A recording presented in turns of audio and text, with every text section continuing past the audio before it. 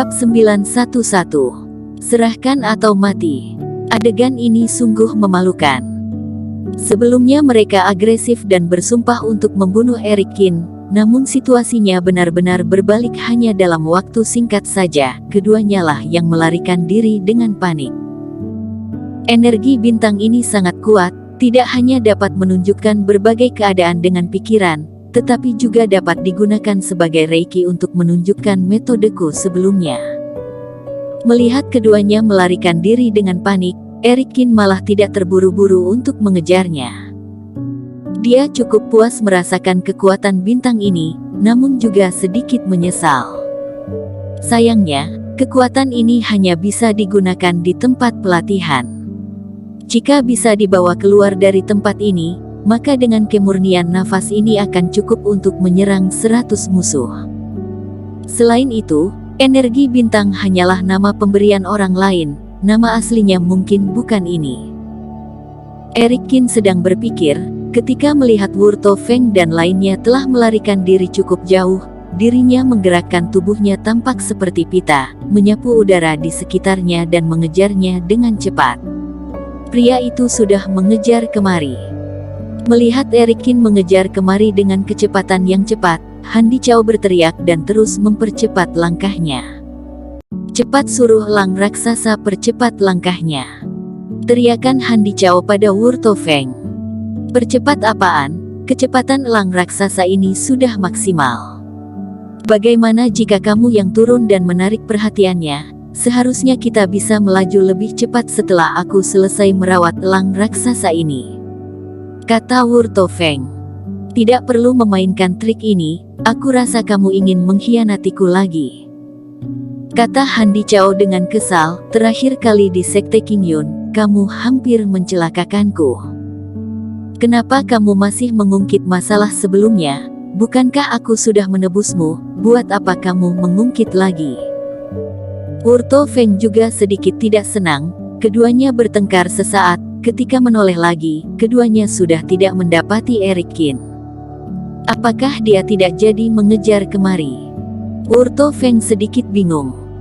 Tetapi ketika Wu Tofeng melihat Han Dichao memandangnya dengan ketakutan, jantungnya berdegup kencang memikirkan sesuatu, memalingkan kepalanya dengan sedikit kaku. Wu Tofeng menelan dengan susah. Eric Kin tersenyum berdiri di atas elang raksasa. Jarak keduanya hanya berjarak 2 atau 3 meter. Habislah sudah. Jantung Wu Tofeng dan Han Dichao berdegup kencang seperti genderang. Seluruh tubuh mereka kaku seperti membeku. Bukankah kalian ingin membunuhku? Kenapa malah bingung? Eric Kin berjalan sambil tersenyum dan menepuk bahu Wu Tofeng. Ekspresi Wu Tofeng berubah. Ia hanya merasakan sebuah kekuatan gunung seperti jatuh di pundaknya. Wajahnya berkerut dan berteriak kesakitan hingga dirinya jatuh ke bawah. Kin, Eric Kin, katakanlah dengan baik-baik, jangan turun tangan. Han Dichao juga terlihat ketakutan. Melihat Eric Kin mengalihkan pandangannya ke arahnya, ia segera melambaikan tangannya dan tidak berhenti melangkah mundur.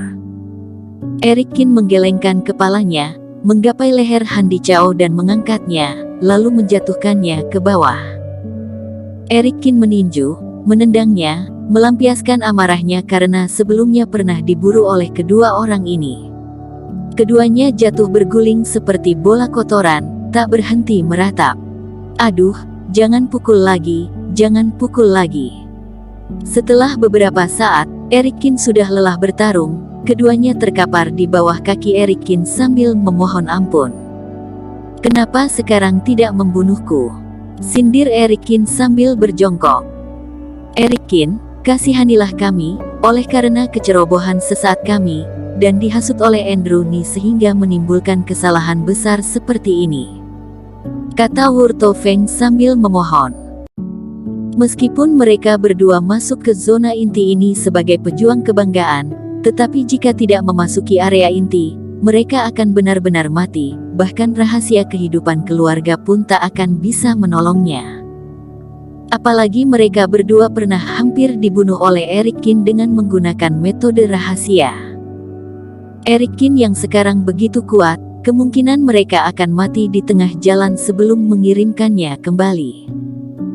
Jadi, keduanya terpaksa memohon belas kasihannya ketika tahu bahwa mereka tidak bisa melawannya, karena bagaimanapun, nyawa adalah yang paling utama. Oh, apakah kalian dihasut oleh Andrew Ni? Sindir Erikin. Benar, ini semua karena kecerobohan, kami tidak mungkin berani melawanmu, kata Handi Chow sambil tersenyum datar. Plak, plak, suara tamparan. Erikin menamparkan keduanya dengan tidak sungkan. Tetapi begitu kalian memasuki zona inti ini, kalian langsung memburuku, apakah itu juga karena dihasut denipu? Wurto Feng dan Handi Chow tercengang, bagaimana mereka bisa melupakan hal ini? Erikin, kami memang melakukan kesalahan, tetapi kami bersedia menebus, bagaimana jika kamu membiarkan kami hidup? Kata Wurto Feng sambil menggertakkan gigi. Bagaimana cara kamu menebusnya? Erikin sedikit mengangkat alisnya, dengan kemampuan dirinya saat ini, kedua orang ini tidak memberikan ancaman sedikit pun padanya. Jika ketulusan mereka cukup mengharukannya, bisa mengeluarkan sesuatu yang membuatnya terkesan, maka Erikin juga tidak akan keberatan mengampuni mereka. Kamu pasti berencana merebut gelar pejuang kebanggaan jika dirimu memasuki zona inti ini, bukan? Jika demikian, level bintang sangat berperan penting. Kata Wurto Feng, kami akan membagi setengah energi bintang kami kepadamu. Dengan cara ini, kamu bisa mengejar selangkah lebih cepat dengan Di Marto Zhao. Jika aku membunuh kalian berdua, bukankah energi bintang akan secara otomatis menjadi milikku? Kata Erikin. Itu berbeda, jika kamu membunuh kami pasti akan menggunakan energi bintang untuk melawanmu, meskipun pada akhirnya terbunuh olehmu, berapa banyak yang bisa kamu peroleh dari sisa energi bintang kami? Kata Handi Chow sambil menggelengkan kepalanya berulang kali. Erikin mengerutkan kening, sepertinya apa yang mereka katakan itu benar. Kedua orang ini, satu memiliki 4 bintang, satu lagi memiliki 5 bintang. Jika ingin mendapatkan keuntungan tersebut dengan berburu roh binatang sendirian, maka akan memakan waktu yang lama. Sebaliknya mendapatkan energi bintang dari kedua orang ini dapat menghemat banyak waktu, apalagi kekurangan terbesar Erikin adalah waktu. Setengah tidak cukup, berikan semua energi bintang kalian kepadaku, kata Erikin. Erikin, jangan keterlaluan. Wurto Feng sedikit kesal, jika kami memberi semua energi bintang kami kepadamu, maka kami berdua tidak akan memiliki kekuatan yang cukup untuk berburu roh binatang, dan tidak akan bisa memasuki zona inti. Kenapa? Apakah kalian berdua masih ingin memasuki zona inti untuk terus bertarung melawanku? Erikin mencibir, apakah kalian masih ingin tawar-menawar denganku di tengah situasi seperti ini? Pikirkan dengan baik, serahkan semua atau mati. Wajah Wurto Feng dan Handi Chow pucat, keduanya sangat kesakitan, namun mereka tetap harus menundukkan kepala. Demi menyelamatkan diri, keduanya terpaksa dengan patuh menyerahkan semua energi bintang. Setelah kehilangan kendali kekuatan, elang raksasa di bawah kaki mereka menghilang perlahan. Ternyata seperti ini tunggangannya. Lirikan Erikin seiring aura tubuh elang raksasa menghilang, semburan darah merah muncul di jantungnya. Dengan tatapan penasaran, Erikin mengulurkan tangan dan mengambil darah tersebut. Seketika nafas elang raksasa itu meluap keluar. Pantas saja Di Marto Zhao bisa memiliki binatang dewa kilin, ternyata dia mendapat setetes darah segar dari kilin. Pikir Erikin dalam hati, dan melepaskan kembali energi bintang ke dalam darah. Darahnya bereaksi hingga berubah menjadi elang raksasa. Terdengar kicauan elang raksasa yang tajam, kemudian elang raksasa itu melebarkan sayapnya dan terbang ke atas. Tetapi karena kali ini Erikin yang mengaktifkan, maka pemilik elang raksasa digantikan oleh Erikin. Elang raksasa terus terbang di sekelilingnya, dan tatapannya penuh dengan sanjungan.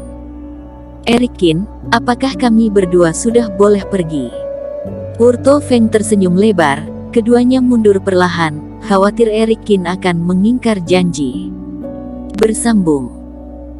Terima kasih telah menonton video ini sampai akhir. Jangan lupa subscribe dan nantikan kisah episode selanjutnya hanya di Novel Story. Salam.